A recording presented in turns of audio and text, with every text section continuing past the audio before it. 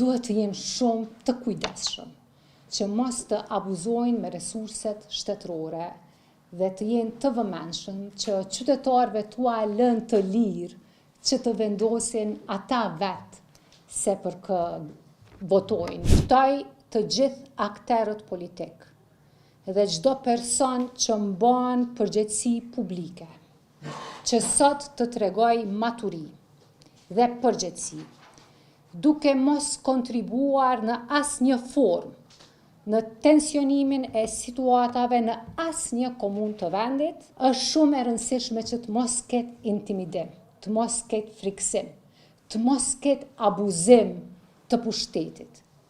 Njerëzit që janë të veshur me fuqi politike, institucionale, duhet të jenë shumë të vëmendshëm se si e manifestojnë atë pushtet që e kanë. Ne kemi pa disa pamje jo të këndshme sot edhe në Prishtinë, ku një qytetar xhirohet nga një njeri veshur me pushtet i rrethuar me bodyguard. Pra, shfaqjet e tilla janë, përveç që janë të vrashta, përveç që nuk i shërbejnë demokracisë, do duhet të ishin të dënueshme nga secili.